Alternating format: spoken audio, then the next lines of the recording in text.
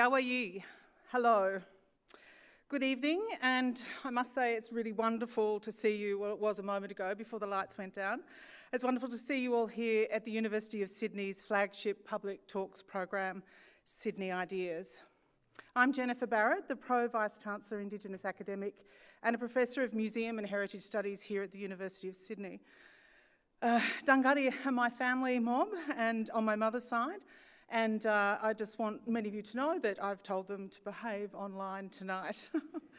I'm your host for tonight's event, Voices on the Voice, a discussion about the Indigenous voice to Parliament, presented together with the Indigenous Strategy and Services Portfolio, led by Professor Lisa Jackson-Pulver, and the National Centre for Cultural Competence, led by Associate Professor Gabrielle Russell.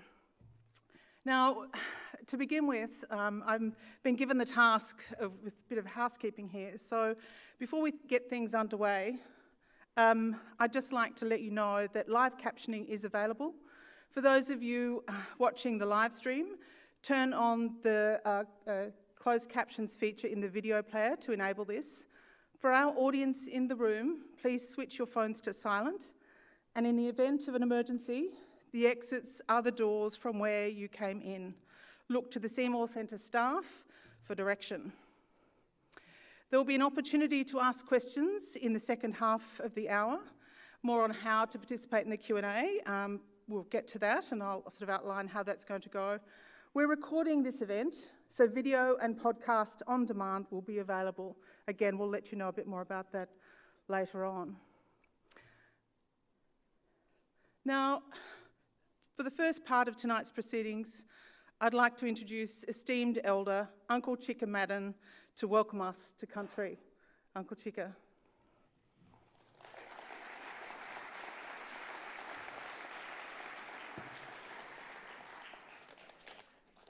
I'm over here, Uncle. Thank you. Yeah, thank you, Dee.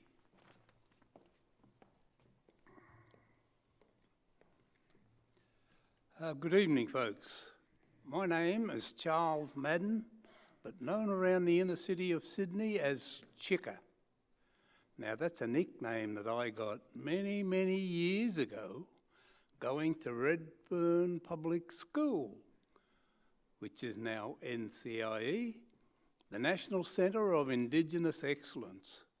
Folks, I'm from Gadigal land, Aboriginal land. That's the land we're on at the moment. For many, many years, I've lived and worked around the city of Sydney. I've been involved with many different Aboriginal organisations over the years. I've been a director with the Aboriginal Medical Service at Redfern for over 40 years. Also a director with the Redfern Aboriginal Housing Company, Aboriginal Hostels Australia, and the Metropolitan Local Aboriginal Land Council.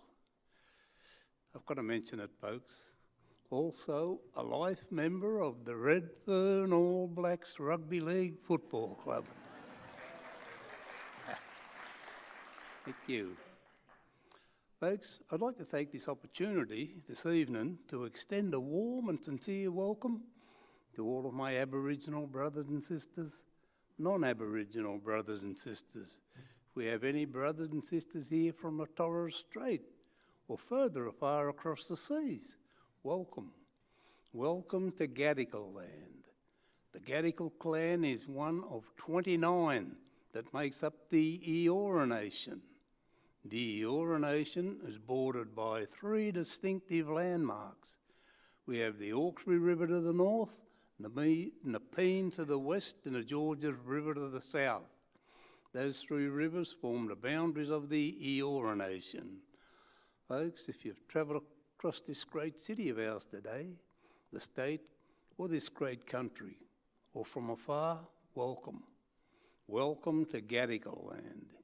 Enjoy your stay. Have a safe and trouble-free trip home. Once again, welcome, welcome, welcome. Thank you. Enjoy the night. Have a safe trip home. Thank you.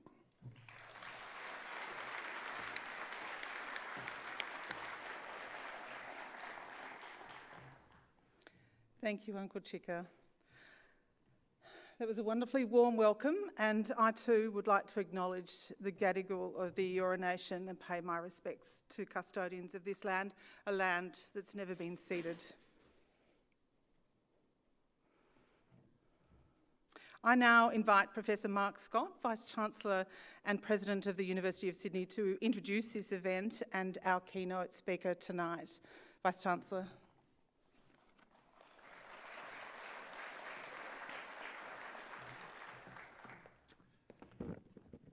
Well, thank you, Jennifer, and a particular thank you to Uncle Chicka Madden for your warm welcome to country this evening. And can I also begin by acknowledging the traditional owners on the land where we meet, the Gadigal people, and pay my respects to elders past and present. It's wonderful to have such a large crowd with us tonight in person and an even larger group watching online. It's a tribute to the reputation of our guest speaker and to the importance of the subject for discussion tonight that we had to change this venue to meet the demand, which swamped the seating capacity of the Charles Perkins Centre Auditorium, or for that matter, the Great Hall. As the nation moves towards the referendum, places like the University of Sydney must welcome and host the conversation to explore the big ideas, challenge the veracity of arguments, and debate the compelling issues facing the nation, to engage and to respond. In the months ahead at the University of Sydney, we want many opportunities for our students to engage with this critical national conversation, to be fully informed and equipped to play their vital role in responding when the vote is called. It is essential, as this is a community based on the principle of leadership for good. Today's students are set to play vital roles in the future of this nation in the generations ahead, and it is hard to conceive of a more critical nation-shaping event for the century ahead than this vote. The national consideration around the voice also triggers other meaningful conversations on campus. This referendum harkens some back to 1967, where the referendum followed the freedom rides that set out from the University of Sydney, led by Charles Perkins, with others who also emerged as great leaders for good, like Jim Spiegelman. We take great pride in Charles Perkins, the first Aboriginal graduate from this university, truly a leader for good. We've named one of our most significant buildings and research centres after him. But we should also be sobered to remember that this university operated for a century before any First Nations man or woman graduated from here. And as a leading part of the established political and social infrastructure in this country, we too, in many ways, supported or enabled the policies and programs that entrenched disadvantaged and denied the opportunity for so many who over the lost decades should have been flourishing here. Dealing with such matters in our past is unfinished business, as is completing the ambitions spelt out in our One Sydney, Many People strategy. Our work addressing these matters needs to continue. But all that leads us to another leader for good, tonight's guest speaker, Noel Pearson. He is a proud leader from the Guugu Yimidhirr community of Hopevale on the Eastern Cape York Peninsula. He is also an alumnus of the University of Sydney. He is, as we all know, a household name through his indefatigable commitment to defending the rights of Aboriginal and Torres Strait Islander people. His work on the Uluru Statement of the Heart was recognised by the awarding of the Sydney Peace Prize last year, of which this university is a proud supporter. Noel was unable to join us at the dinner celebrating the award last year, which is another reason why we are thrilled to have him back on campus to speak with us tonight. Will you please join me in welcoming Noel Pearson?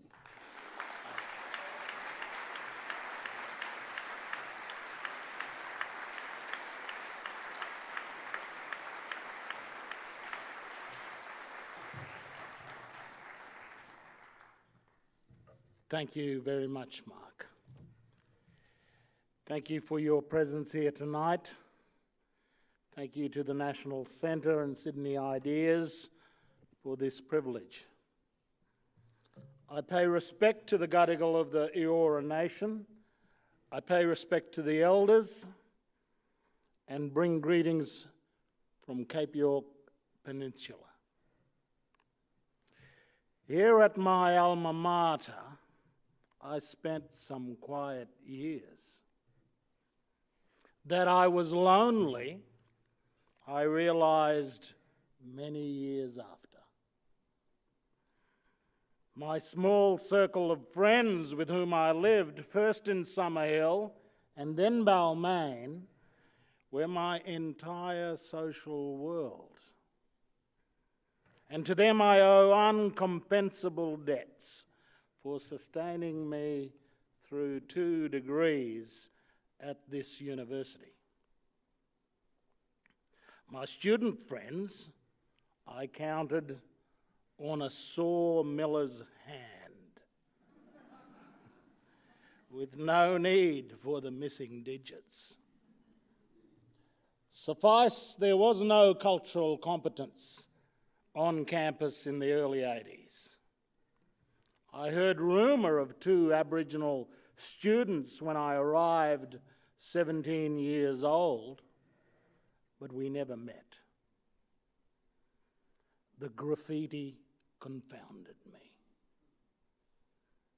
Like today's internet cesspit, its anonymity in the toilets and lecture theatres revealed a visceral hatred for Aborigines, none of whom I could find on campus. This was the first time I realised we were a much unloved people. The graffiti was as ubiquitous as their most frequent object was not. Later, studying law in Phillip Street, I recalled a desktop retort to the demand Aboriginal land rights by 88, but how can fauna own land? As offensive as it was in the time before the High Court's ruling in Marbo's case, it was a succinct encapsulation of the law. I came to Sydney keen to indulge my high school love for English and history. My hopes dissipated by the end of English too, for postmodernism was not my delight. I continued to honours in history, and the faculty was magnificent. My modern colonial history teachers, Professors Schroeder, Oddie and Wong, were wonderful. Then I chose American history with a strong faculty, Professors Maney, Waterhouse, and 2 whites, Shane and Richard. I read Aboriginal history with Dr. Kuchumbis, who supervised my honours thesis on the history of my mission from 1886 to 1950. I found intellectual stimulation in that department, but remained a loner. I don't remember I had nothing to say to the world, but I certainly did not. Not in lectures, and hardly tutorials. My best friend's mother, in the bosom of whose family I lived, and who cared for me in loco parentis, an interminable lodger, and a kind of socially awkward son, took me to a counsellor at the student services. I don't think the process divined my malaise. Whatever it may have been was doubtless something I shared with numerous other young people who, having lived gregarious and centre of attention lives, encounter when they enter a vast and anonymous institution. My sessions with the counsellor helped me. I wonder what these counsellors think of their brief interactions with people like the undergraduate me. Strange young men who don't understand what they feel and why their world feels so heavy. Blessed are the counsellors. May they ever help undergraduates, like the kindly lady did just by keeping my company and talking. It was Dr. Kuchumbis who saved me. She helped me find my shining star. My honours year under her supervision was defining. I developed an intellectual framework for my future life. I was confronting questions about myself, my people, my historical past and political present. I read and discussed and spoke with and recorded my elders back home.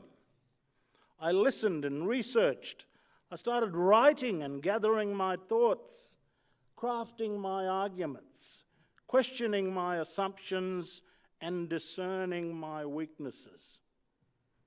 I now had purpose and understood my growing abilities were not possible without my preceding years of reading and listening to my lecturers.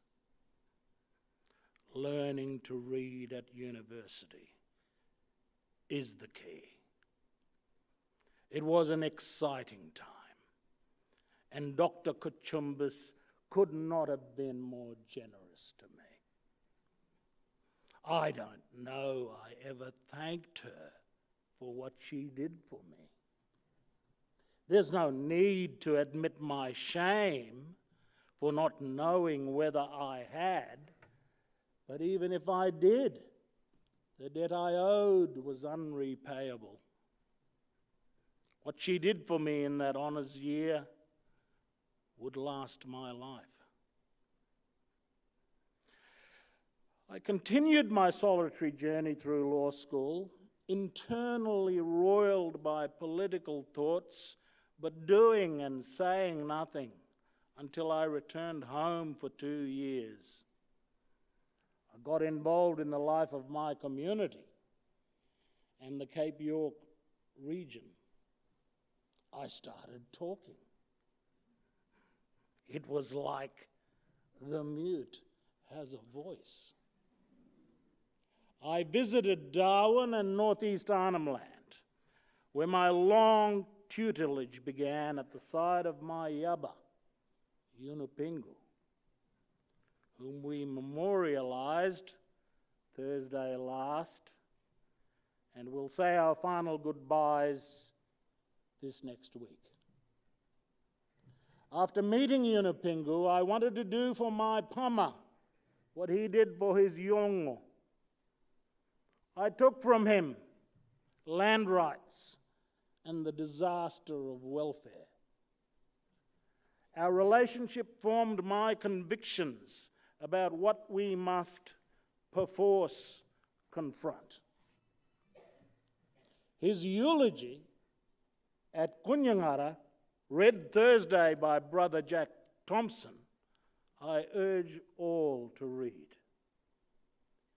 It is too important to be cursory about what it said of Yunupingu. He was born at a time when the world was a different place. It was a Yolngu world, and it was in order as it had been for past millennia.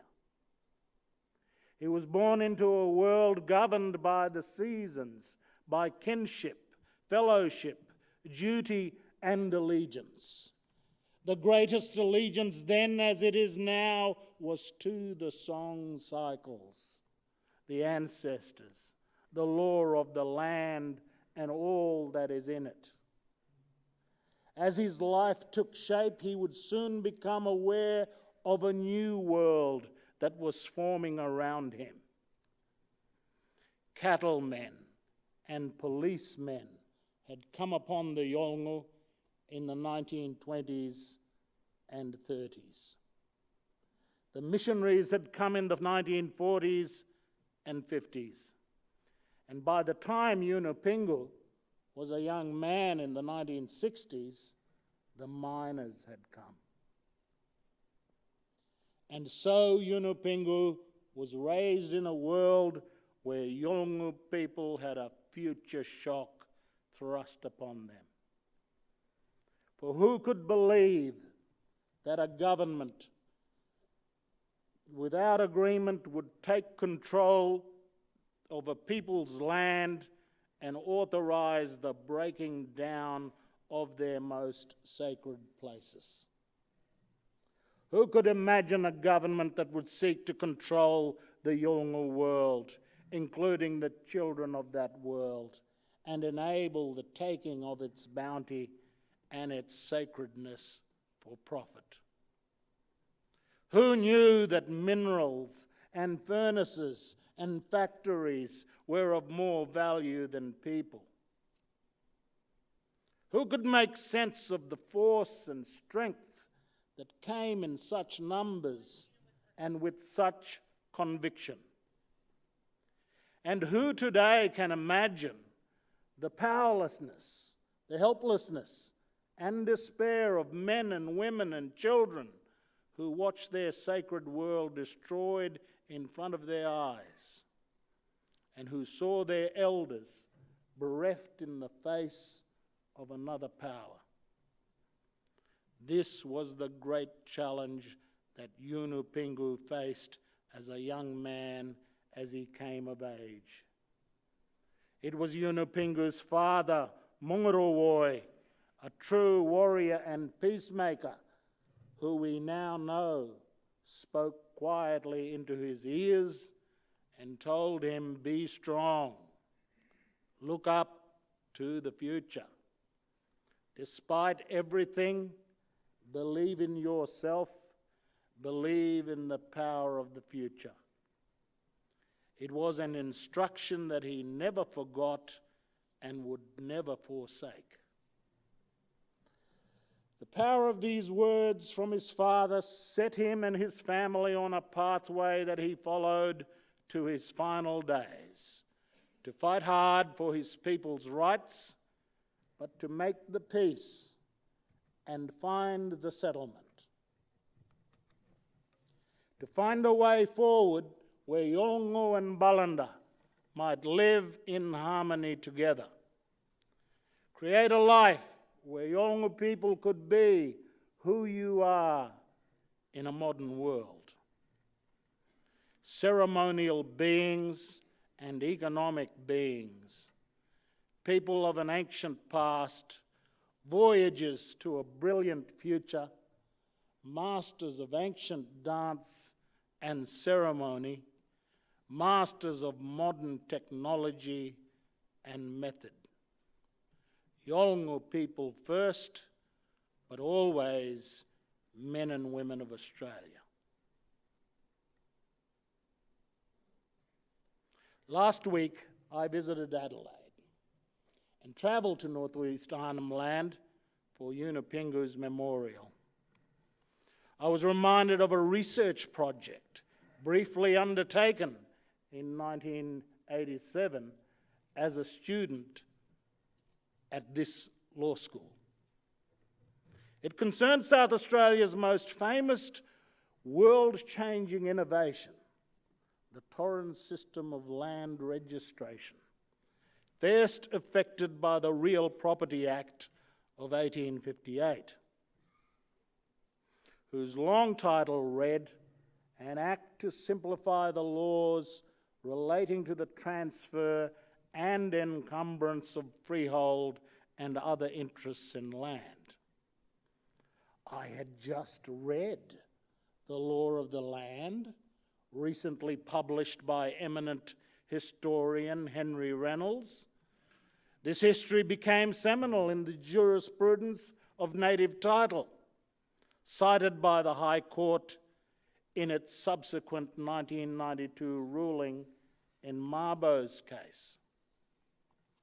Reynolds recounted the history of the South Australian Colonisation Commission, chaired by Colonel Robert Torrens. On 2 June 1836, he and John Hindmarsh, the soon-to-be governor of the new colony, were summoned to a meeting at the Colonial Office in London with the Secretary of State for the Colonies, Lord Glenelg, on the eve of their commission, which would hand out land titles to settlers in South Australia and thereby dispossess the Aboriginal owners. Glenelg instructed Torrens the Aborigines were not to be dispossessed of their lands, except by their agreement and the payment of compensation. To Torrens' chagrin, the Colonial Office was insistent upon the recognition of Aboriginal land rights. A provision was inserted into the letters patent of the Commission, the legal authority under which it was formed. Reynolds tells how this insistence was deeply troubling to Torrens and potentially frustrating to his enterprise. He had thoughts about its abandonment. However, he decided to proceed and executed the commission under the contrivance that it would respect the rights of Aboriginal owners where they are found to exist. They then found them to exist nowhere. The Northern Territory at the time formed part of the new South Australian colony. The legal import of the letters patent arose in Millerpum versus Nabalco, the Gove land rights case, in 1971, concerning the bauxite mine established near Yirrkala in opposition to the Yolngu elders, including Yunupingu's father. Justice Blackburn ruled the reference to the rights of Aboriginal people to their land was not a confirmation of land rights, but rather a kind of public relations sop to humanitarians of the Aborigines Protection Society. Torrens had not executed his commission ultra vires his letters patent. In the light of Mabo, we know the letters patent reflected the common law of England and Australia. Today in the Federal Court, Chief Justice Mortimer and 2 members of the bench handed down her decision in respect of the Yolngu entitlement to compensation for the losses they incurred as a result of the granting of the Nabalco mining lease by the Commonwealth Government. This decision confirmed the Yolngu entitlement. In 1987, at the same time I was reading Henry Reynolds' history of the South Australian Colonisation Commission, I was studying real property under Professor Butt in my law degree.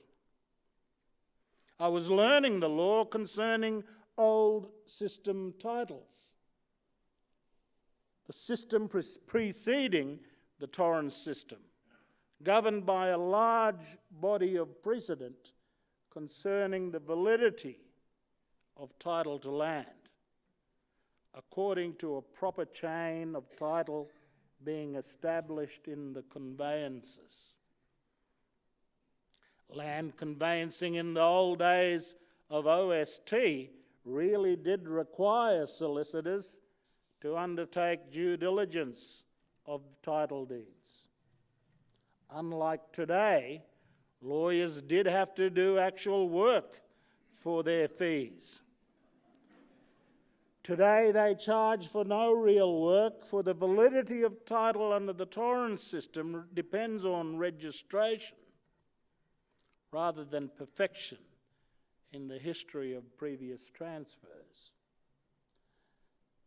Whereas OST, old system titles, were defeasible for imperfection in the chain of title, Torrens title was indefeasible on the face of its registration, except for fraud. You need not worry for any defect in previous titles because the system cured any defections. Caught in this collision between the history and law, my immediate question was, of course, who was Colonel Robert Torrens and what was his role in the creation of Torrens title? I soon learned from articles in the library at Phillip Street there were two Robert Torrens, father and son. The father was the chairman of the Colonisation Commission, and the son, the inventor of the Torrens system of land title registration. I decided to undertake research, which eventually included a trip to South Australia and the Torrens papers. My preliminary research revealed the son had experience as a landing waiter, a type of shipping clerk in the London docks, who'd come to South Australia with a determination bordering on zealotry, according to the Australian Dictionary of Biography, to reform the system of land title administration in the colony. He came to call his mission the cause. The younger Torrens indefatigably campaigned to change the centuries-old OST. He succeeded in getting the South Australian Parliament, of which he was for a time a member and later briefly Premier, to adopt his new scheme.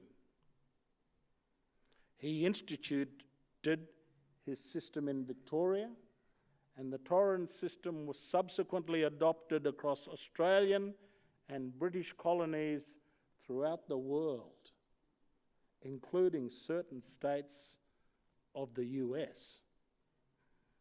It was the most revolutionary change to land title administration in the history of the British Empire.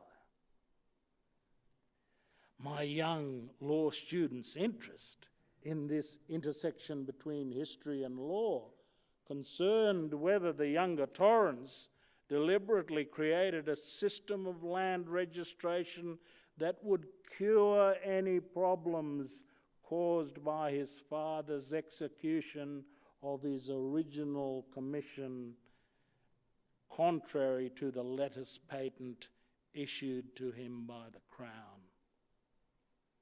Was this a fraternal conspiracy between father and son to make right the father's wrong, or at least potential susceptibility to challenge? Or was it entirely coincidental?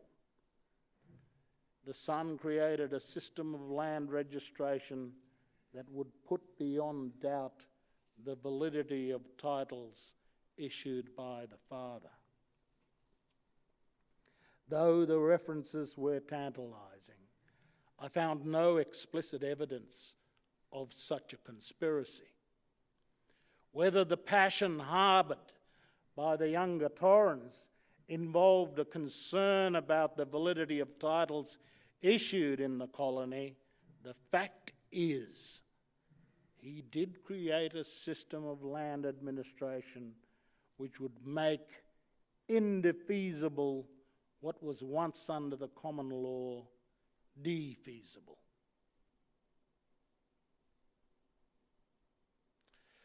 Following a 2-year sojourn, where I became involved in the public affairs of my community and the Cape York region, I returned to Phillip Street. In this time, I worked with my countrymen and women to establish the Cape York Land Council in order to fight for land rights.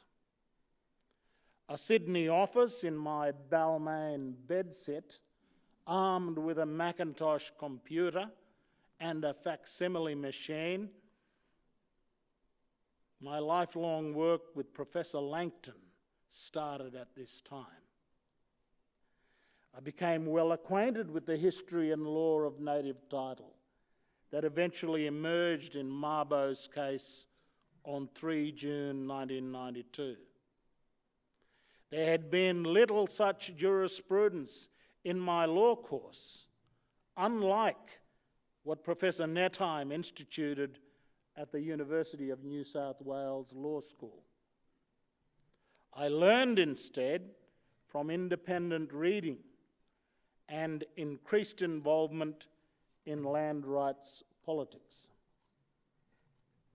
The late Eddie Mabo seconded a resolution supporting our land council in Townsville in 1990, in emulation of Yunupingu's Northern Land Council a decade and a half before.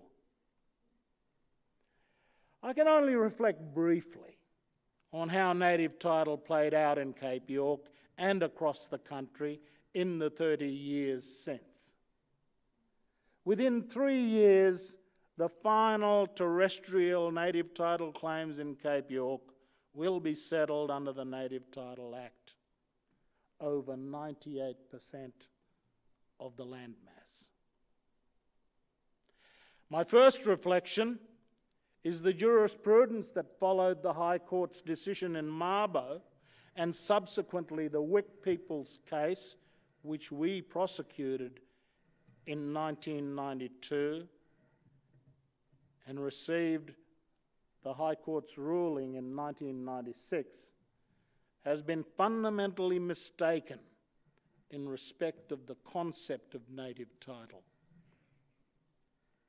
My views on the errors made in the High Court's decision in Yorta Yorta in 2002 was set out in my essay on the High Court's centenary the following year. Essentially, my argument was that native title is properly conceptualized as possession, that communal native title is an entitlement to possession as a consequence of occupation. Customary title to land is not a separate basis of title to possession, as originally assumed by Professor McNeill in his 1989 book, Common Law Aboriginal Title, which influenced the High Court in its 1992 decision. Rather, customary law is relevant to entitlement, whereas the common law apprehends that that entitlement is possession. The occupation of land by Indigenous peoples at the time of British sovereignty gives rise to possessory title. As Justice Toohey, the one judge that examined the possessory title thesis in his judgment in Mabo, said succinctly, possession is a conclusion of law. We have over 3 decades developed a large case law in the Federal and High Court of Australia that fundamentally misconceives the concept of native title as the product of traditional laws and customs rather than the common law's according of possession to those who are in occupation of land. This is just a cursory reflection, and I have not the time here tonight to dilate my arguments. The second brief reflection is one prompted by the Ugandan scholar Mahmoud Mamdani in his 1996 book on the Rwandan genocide, When Victims Become Killers. This electrifying book has challenged me for many years that I've been contemplating its extraordinary scholarship. Colonized native communities and their identities are creatures of colonial law. Colonial law created political categories that fundamentally changed how identity and plurality worked prior to colonization, and saddled those communities with categories that would work great woe to the people subjected to them. One basic challenge Mamdani's analysis of Africa raised for me was why the date of sovereignty, an event here on the eastern seaboard of Australia, now more than 2 centuries old, should be so determinative of native rights to land. According to prevailing jurisprudence, native title today is dependent upon the existence of traditional laws and customs dating back more than 2 centuries. My approach to possession as the basis of native title would obviate this problem. It would accord to the native title holder's possession upon annexation by the Crown. A possession would crystallise as an allodial form of fee simple. There would not be the travesty of yorta yorta, where justice only assumed the so-called tide of history washed away the basis of native title because of the claimed destruction of traditional laws and customs. Rather, the question was entitlement to possession that crystallised under the common law at the time of sovereignty. This is the true meaning of presumptive native title, the presumption of the common law that beneficial possession vested in the native owners, and contemporary claimants could rely upon that presumption, not just to possession, but the recovery of possession. Let me now turn to a core question I've been grappling with ever since I was a student in the late Dr. Shane White's extraordinary course on the black experience in America. My interest in African American history has been lifelong since that course. Its parallels and differences with the experience of Aboriginal people has been the subject of constant cogitation. Central to that contemplation has been the relative place of class and race in our problems with these societies. As with everything, my starting framework is old school left. I have mostly not had cause to depart from that framework. In any case, I always return to it. Notwithstanding postmodernism and its new variants today, my final conviction around the relative role of class and race in understanding the African American predicament in America and the Aboriginal predicament in Australia is set out in my introduction to Mission, published in 2021. In that essay, I take the view that class and race became fused from the moment the first slaves arrived in Jamestown in 1619. Slave labour was from the beginning a part of the colonial political economy. At the same time, race was from the beginning the ascriptor of their class position.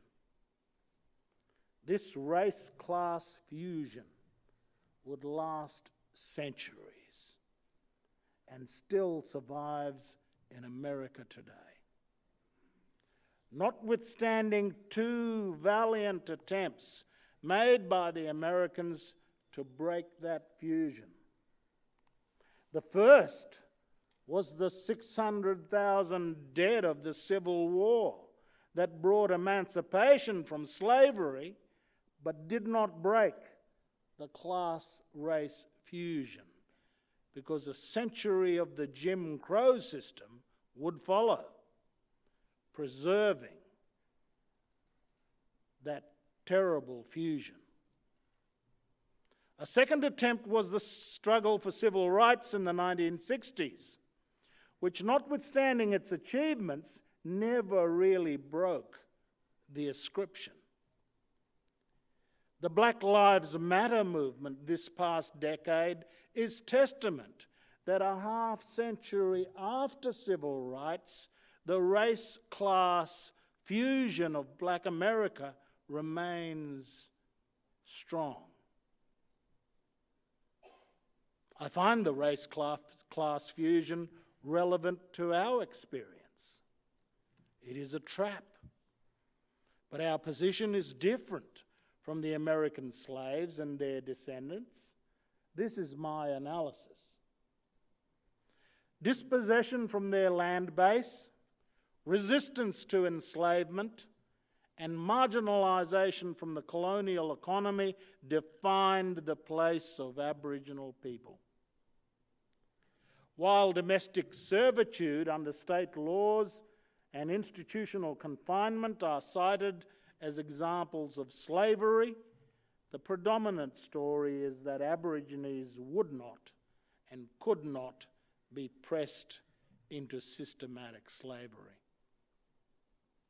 The British Empire no longer sanctioned it, and while South Sea Islanders were blackbirded to the farms of the East Coast, slavery is not a proper description of the depredations the dispossessed Aborigines suffered on the Australian frontier and in its wake. Useful analogies and comparisons could be made, but this is not how the history is properly characterised. Yes, Aboriginal people played significant roles in sectors of the economy, most famously in the northern cattle industry, but also in other rural labours, mining, railways, and other industries that had use for them. But it is our marginality to the economy, built upon our dispossession, that marks our people. The ascription of innate primitive backwardness and inferior intelligence, aversion to systematic industrial work, non-existent education and limited skills, poor productivity and inclination to nomadism and unreliability, the absence of value placed on material goods and accumulation, the cultural features of our tribal obligations and priorities that militated against work and industry. This is the mix of ascripted racial characteristics, cultural features incompatible with the merciless industrial economy of the invaders, and active resistance to the destructive economic revolution on our lands that marked our people. There is no exact term for the place of First Nations people in the political economy, trying to survive invasion. Contemporary parlance would call the class to which Aboriginal people predominantly belong the precariat. But the exclusion of Aborigines from the colonial economy, confined to its most extreme margins, was the dominant story. The precariat has grown from the former proletariat within a continuous class society, while many or most Aboriginal groups have no history of a place in the proletariat. In classical Marxist parlance, Aboriginal people in the colonial period and long into post-colonial times were probably lumpen proletarians, famously described by Marx and Engels in the Communist Manifesto as, quote, the dangerous class, the social scum, that passively rotting mass thrown off by the lowest layers of the old society that may, here and there, be swept into the movement by a proletarian revolution.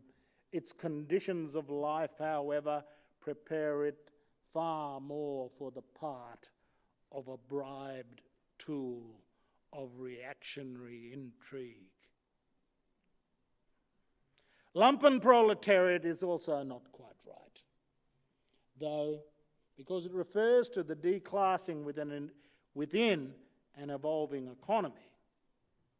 Our First Nations were overrun by a foreign economy. Nor is fringe dwellers the term we need, even though it appears to have originated in Australia. It focuses too narrowly on a certain type of settlement. I would therefore suggest the portmanteau coloniariat. It meets the need for a word describing the experience of Indigenous nations inextricably engulfed by colonial powers across the globe, from British Columbia to Australia and Brazil. We need a word for that experience of being not only lower in a stratified structure, but also cast to the side. An experience we instantly recognise and understand in our contacts with Indigenous peoples from other continents. The experience that one's existence is under question, unlike the existence of proletarians or slaves who have a place in the political economy. Our exclusion from and resistance to the economy established on our lands and our consignment to its extreme margins defined our place in the Australian political economy as a coloniariat. This race-class fusion came into existence from the beginning of colonisation. And through dispossession, subjugation, exploitation and marginalisation, the idea that Aboriginal people neither had the right to economic participation, nor any interest in or capacity for it, became the predominant idea. That fusion of racial ideology and class exclusion lasts to this day. And it informs Australian conceptions of the place of Aboriginal people in the nation's society and economy. Ours is a place of mendicancy, dependence, and marginality. That we are foundation members of the passive welfare class that arose after the post-war welfare state is of a piece with that. I now turn to the crucial problem we're trying to solve with the Uluru Statement from the Heart and its proposals for a voice, makarata, and truth-telling. And that is what I have come to call the settler-native dialectic, echoing Hegel's idea of the master-slave dialectic in his Phenomenology of Spirit in 1807. Again, it is Mamdani who illuminates his 2020 book, Neither Settler Nor Native, The Making and Unmaking of Permanent Minorities, is the culmination of long study and thought. His case studies of settler societies contending with this dialectic, starting with Native Americans in the United States, South Africa, Sudan, and Israel-Palestine. This is an extremely important book.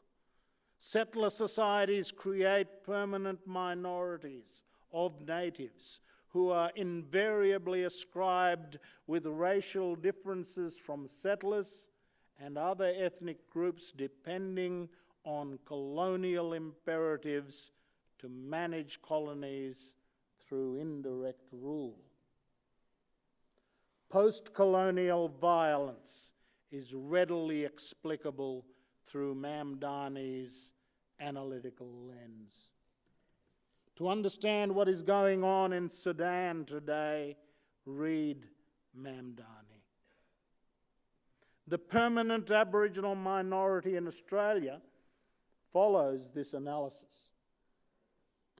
The natives of Australia were excluded from the settler constitution. Their pre-existing sovereignty was ignored. The federal constitution established halfway through the colonial settlement recognised no place for the natives other than their exclusion from the nation. They were, for all purposes, a separate race, and to the extent that land provision was made for them, the classic approach of designating reservations and homelands that separated the natives from the democracy and the economy was adopted. When we were eventually admitted into the National Constitution in 1967, it was on the basis of race. The cat flap through which we entered the House of the Commonwealth, with the endorsement of 90% of the Australian people, was Section 5126, the race clause, which existed since the Constitution's inception in 1901, but specifically excluded Aborigines from its jurisdiction. As with all settler societies, perhaps with the exception of South Africa, the settler-native dialectic defines the place of Indigenous minorities and the Australian settler state. We're a permanent minority designated a place in Australian citizenship on the basis of race. If we are to move beyond the settler-native dialectic, we will need to put settler and native behind us. This is both a historical and political task.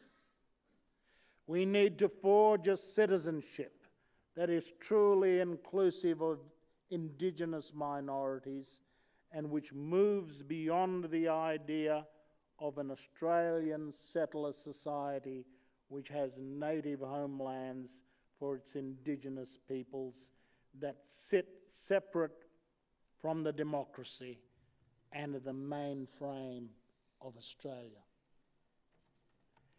Before I turn to the voice as the first step in Australia moving beyond the old colonial settler native dialectic, let me reference again Yunupingu's eulogy, which spoke to his lifetime adherence to the idea that his yolngu needed to be in, quote, the mainframe of the nation. He found the respect of all he met through his authority and poise. But it was his determination to do things that needed to be done and that were right that spoke to his allies and his opponents alike.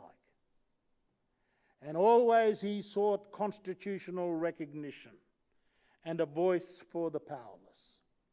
He understood that to go forward in the nation, Aboriginal and Islander people had to be part of the main frame of the nation. That was the gift he sought in return for his life's work. We affirm that the work he did is not over, it has just begun, and that the challenges he faced remain, and these are our challenges now. I turn to the Voice. In the lead up to his visit as Prime Minister, together with his entourage of government ministers and senior bureaucrats to North East Arnhem Land, again, of all places, in September 2014, Tony Abbott did a strange thing. I recently told the Senate committee inquiry into the bill that will initiate this year's referendum that Abbott had proposed to me that rather than a constitutional body representing Aboriginal and Islander people advising the Parliament and government, that a simpler model capable of comprehension by the Australian people would be the allocation of Senate seats for Indigenous peoples. This would follow the special seats allocated to Māori in New Zealand, put in place in the 1920s. Abbott visited New Zealand, presumably on his wife's encouragement, and had extolled the Treaty of Waitangi and other provisions that had been put in place in that country in his closing the gap speech at the opening of Parliament. I recall a roadside phone call where I attempted to explain that the advisory body would be more acceptable to the public because it did not interfere with the system of democratic representation existing in Australia. The advisory body would provide advice to the Parliament rather than be of the Parliament. Subsequently, the concept of specially allocated seats was reported in the press. Dennis Shanahan from The Australian reported that Abbott was floating the concept which had purportedly come from his Indigenous Affairs advisors. Where Chief of Staff Peter Credlin was at in all of this is unknown to me. Rosie Lewis from The Australian reported the story. It was unclear who was advising the concept if it was not Credlin. In any case, Shanahan, who reported the float, then subsequently dumped on the idea under the headline, "Dedicated Senate Spots a Step Too Far." Patricia Carvelis and Rosie Lewis then reported vociferous objections from Indigenous MP Ken Wyatt and Warren Mundine. By the time I arrived in Arnhem Land, it was clear the special Senate seats balloon had been floated and burned to the ground like the Hindenburg within 48 hours. Abbott ruefully told me that the problem facing constitutional recognition was that his colleagues lacked compassion. The problem with Abbott's foolishness was not the political infeasibility of the Senate seats allocation, whether with his colleagues or the Australian people, but that it was not democratically defensible. It would upset the system of democratic representation in the country. The Voice is not only a more feasible idea, it is a better idea. It does not change the democracy. It is a superior idea to the idea that Abbott, in his foolhardiness, floated for a brief couple of days before being blown to smithereens by the violent rejection of his colleagues. Professor Kim Rubenstein from the ANU has written the best about this. She shows that the Voice will enhance citizenship by providing the voices of Aboriginal and Torres Strait Islander people within our democratic system without derogating from that system. I commend Rubenstein's writings in relation to how the Voice will provide active citizenship on the part of First Nations people. I believe that active citizenship is one of the key requisite changes needed for our people to become part of the mainframe of Australian democratic life. No longer racial groupings sitting on the margins of the democracy, distinct from the settler mainstream, out of sight and out of mind from the main game of Australia, rather a plurality of voices actively part of the Commonwealth. Our people will continue to be represented as members of Parliament and participate in the law-making and governmental processes of the country on the same basis as every other Australian citizen. But our voice to these parliaments will speak on behalf of our heritage and our particular needs and agendas as a community. The Voice is about integration, not separatism. Some of our people may recoil at the word integration, but integration is not assimilation. We keep our identity as First Peoples, but we do this in the midst of Australia, not at its margins. We do this, as Yunupingu said, by leaning into the future rather than retreating to the past. We advocate plurality, not apartheid. We want differences of all kinds to be respected whilst always avoiding separatism. The Voice will bring us into the mainstream as the First Peoples of Australia rather than denizens of racial Bantustans in the remote margins of the Commonwealth. The Voice will be a decisive step towards moving Australia from the old settler native society to one perhaps where we are all natives of Australia. In my quarterly essay in 2014, I proposed the disturbing idea that even Andrew Bolt would one day be Indigenous to Australia. I will risk causing a disturbance again tonight by returning to what I wrote. My point is that it is not the law that is the wellspring of indigeneity. It is a reality concerning the dead, the living, and the people to come, and the country to which they are tied. It is a similar reality of which Scruton writes when he refers to Burke's view of society as an association of the dead, the living, and the unborn.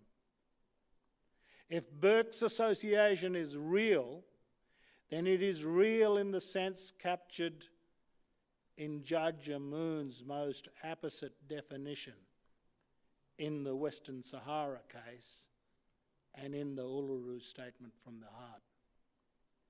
On this interpretation, it is theoretically possible to take Andrew Bolt seriously when he protests that he too is indigenous to this country. The bones and dust of his ancestors and all settler and immigrant Australians who made this continent their home have been accumulating and mixing with the ancient soil for 226 years. Aboriginal laws and customs recognise the connections that arise from places of birth and burial. In this spiritual sense, the Bolts are becoming indigenous to Australia. Perhaps he could recognise in turn that the bones of Yunupingu's ancestors have been returning for millennia to the lands from which they arose. Australia and Australians will inexorably unite and share the country under one citizenship. The Voice will be a decisive step towards that unity. Thank you.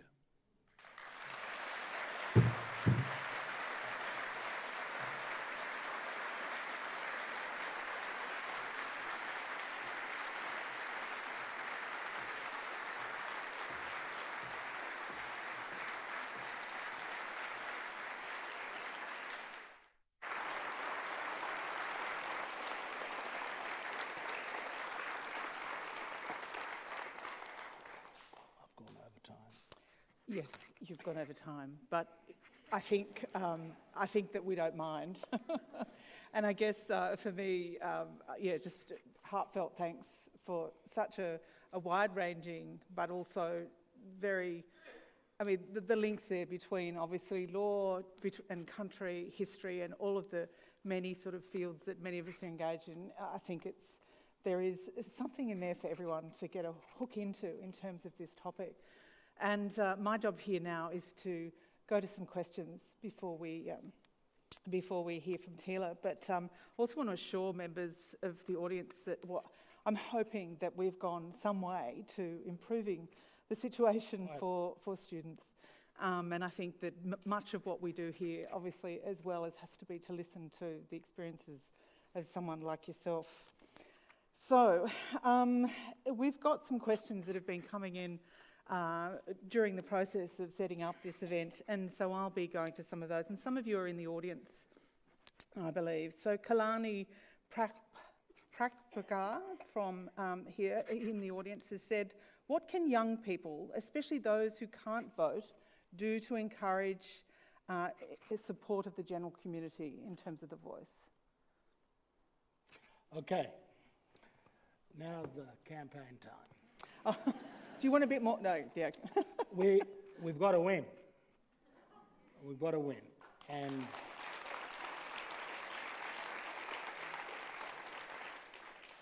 we're in a good position. We have a majority yes position that has withstood a pretty rough start to the campaign. We've encountered a lot of heavy weather, but women are with us in great numbers. Young people are with us in great numbers. The no case and the no constituency are unfortunately older Anglo Australians, over 55, consumers of traditional media, and they are our most implacable opponents. There's a sizable group in the middle, and we need young people to have those conversations in their communities. There's a whole lot of goodwill. People that are undecided in that middle are the ones we need to speak to. We have an extraordinary opportunity here to win a referendum, notwithstanding the absence of bipartisanship. And I think we can do it. I'm absolutely confident the Australian people want to do this. Nobody wants to look back on this referendum and say, we didn't want to recognise the original people of the country. So I think young people like the person you're referring to there is absolutely important that they help us reach out to the people in the middle and bring them over to yes when the time comes. Thank you, yes. So our second question comes from John Chan, who's also in the audience. How do we elevate the conversation about the voice as the moral imperative rather than get stuck in technical details? Yes, and that's partly my problem because I've lived in the technical details for a very long number of years.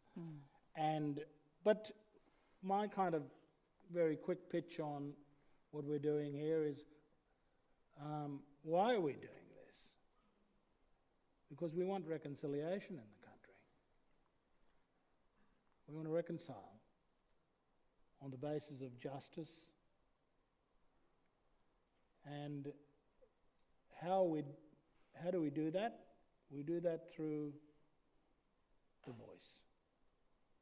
We want reconciliation via the voice. So I think that Australians want reconciliation. I think we understand the need for recognition. But just very quickly, really, it's not a matter of recognising us. It's a matter of recognising yourselves, recognising what being an Australian is. If you don't recognise the place of Indigenous people in your idea of Australia, then what kind of idea of Australia do you have? We won't truly recognise ourselves as Australians until there's a proper place of Indigenous people in that idea of Australia. This is as much, if not more, the cause of recognition is as much, if not more, for you than it is for us. It is for us to recognise each other as Australians.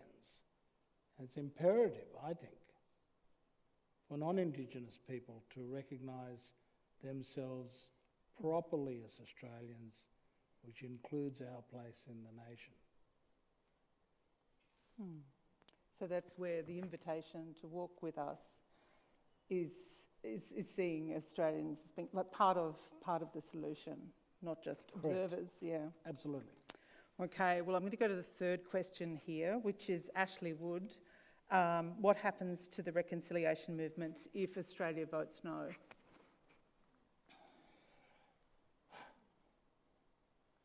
I mean, it's just my view, but...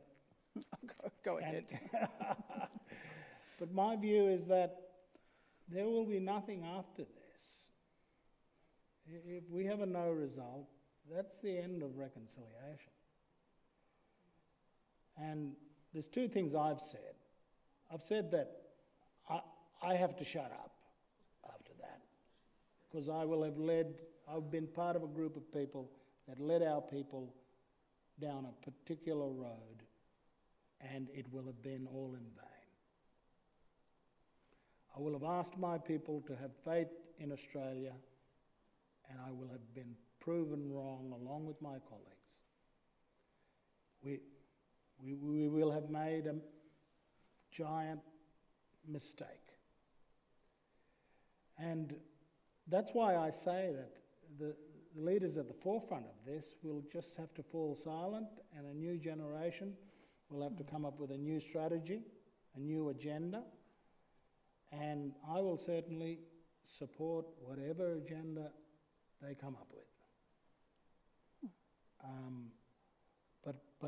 But I think the reconciliation agenda will have no credibility after this failure. It will evaporate. No one, there's no kind of plan B for reconciliation. I can't see it. And really, we will just have we will go back to protest, and protest will be never ending.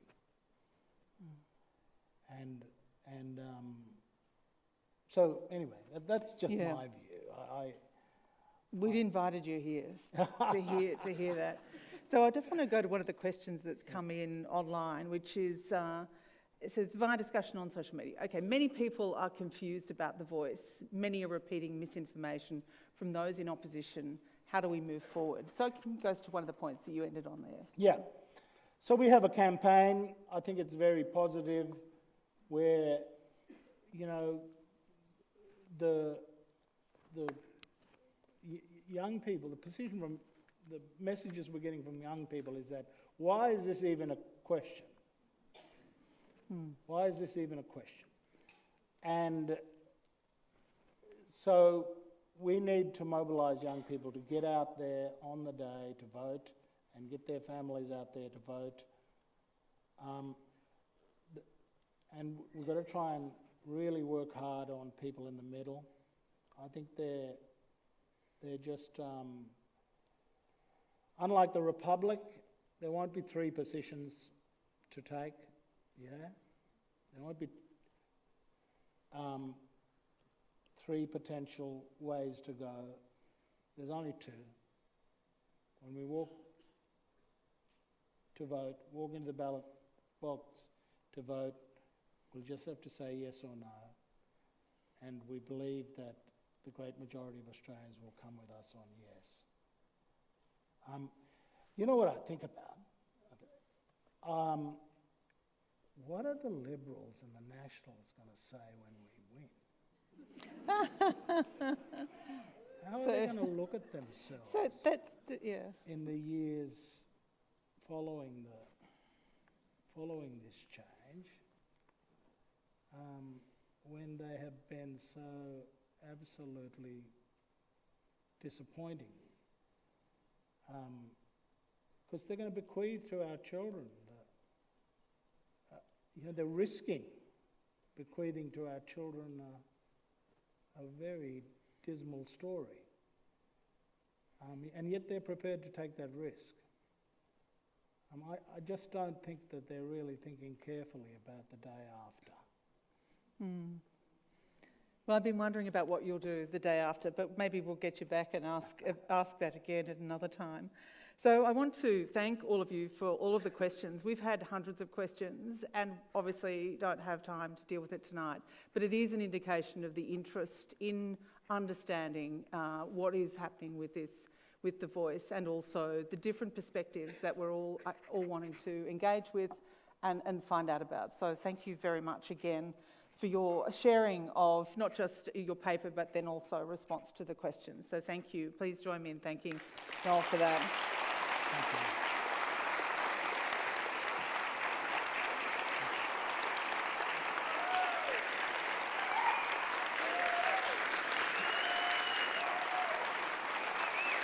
Am I staying here? You stay there. You stay there. Keela's about to come on.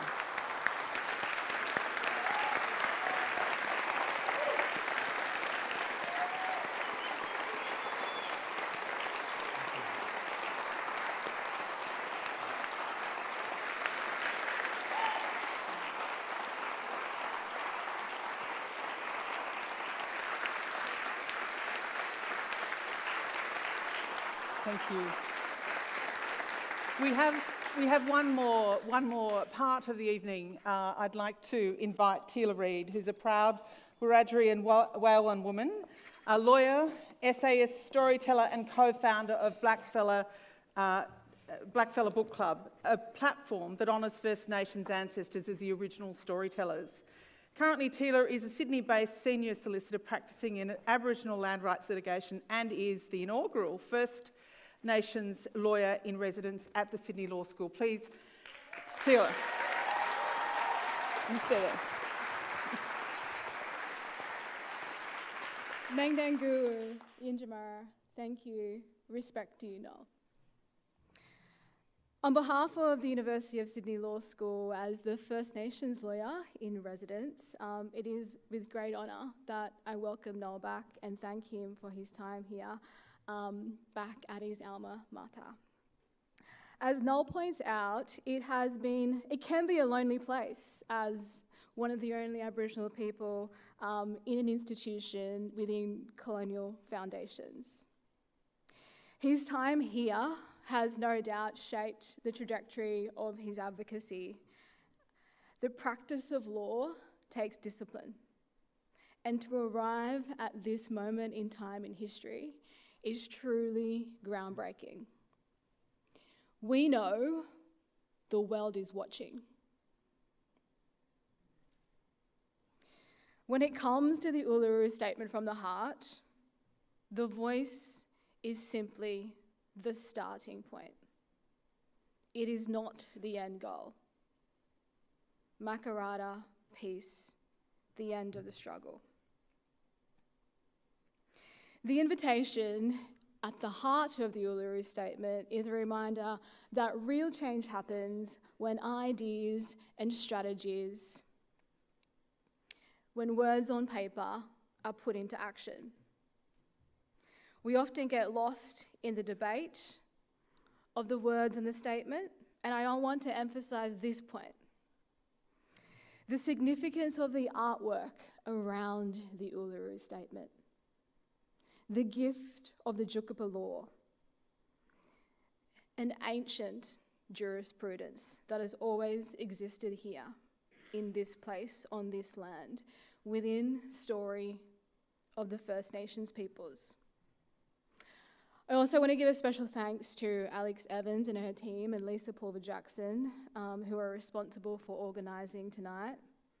It is so important that teams like that exist within institutions like this, to continually create space for First Nations issues from a First Nations perspective, to elevate the voices of First Nations in our everyday business. I want to pay tribute to everyone here tonight and to those who are not, particularly to the many giants who have fought the front line and are now with our ancestors. I was a working group leader on Section 5126 at the Sydney Constitutional Dialogue that culminated in the Uluru Statement from the Heart. During that process and that dialogue, it was Uncle Sol Belair, a land rights giant, who took me under his wing. Uncle Sol, this is for you, and many other giants like Mum Shirl. So in closing, I am going to recite for you the Uluru Statement from the Heart. We gathered at the 2017 National Constitutional Convention, coming from all points of the southern sky, make this statement from the heart. Our Aboriginal and Torres Strait Islander tribes are the first sovereign nations of the Australian continent and its adjacent islands, and possessed it under our own laws and customs. This our ancestors did according to the reckoning of our culture from the creation, according to the common law from time immemorial, and according to science more than 60,000 years ago. This sovereignty is a spiritual notion, the ancestral tie between the land or Mother Nature, and the Aboriginal and Torres Strait Islander peoples who were born therefrom remain attached thereto and must one day return thither to be united with our ancestors. This link is the basis of the ownership of the soil, or better, of sovereignty. It has never been ceded or extinguished and coexists with the sovereignty of the Crown. How could it be otherwise? That a peoples possessed a land for 60 millennia and this sacred link disappears from world history in merely the last 200 years. With substantive constitutional change and structural reform, we believe this ancient sovereignty can shine through a fuller expression of Australia's nationhood. Proportionally, we are the most incarcerated peoples on the planet. We are not an innately criminal people. Our children are aliened from their families at unprecedented rates. It cannot be because we have no love for them. And our youth languish in detention in obscene numbers. They should be our hope for the future.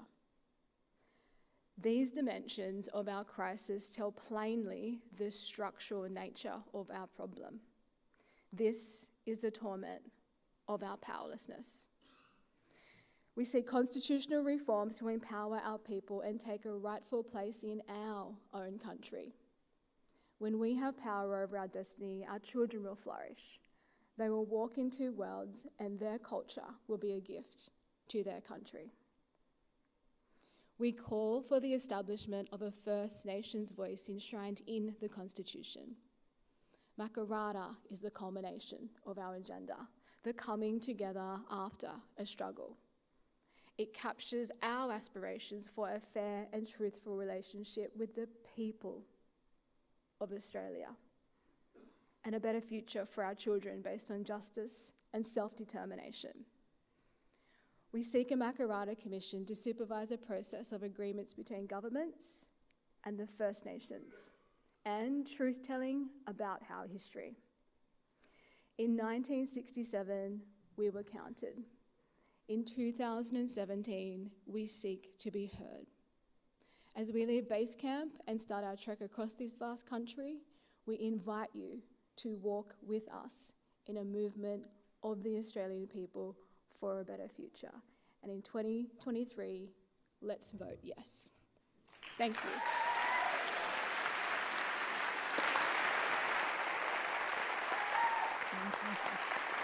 Thank you, Lily. See you later.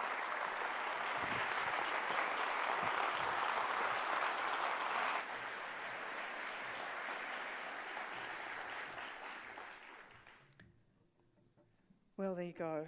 It's been a great evening and wonderful to have colleagues such as Tila amongst us, and we're very privileged to have you join us here tonight, Noel. We are now at that point in the evening where we want to encourage you to take the time to build your cultural understanding, to carry on what you've heard in discussions, to think about all of this material in your conversations. Be bold, be informed, and stay engaged. Listen too. The National Centre for Cultural Competence have put together a resource to understanding the Voice to Parliament, and you can find that on the website. And please note that this is the first event in the Voices on the Voice series, so there will be future forums for discussion over the coming months. Watch this space. We'll have all the links and information to resources that we've mentioned and on-demand films and so on available through Sydney Ideas and its website. So I wanted to just sort of end on a note, and it's actually a quote from something Noel published on the weekend. He wrote, "The long campaign has not started yet. It will start in earnest when the referendum bill passes the Parliament." Thank you very much, Noel Pearson. It's been a pleasure having you here. Please all know that we'll also continue the conversations this evening and also further afield. This has been a Sydney Ideas Voices on the Voice event. I'm Jennifer Barrett. Thank you and good night. Thank you.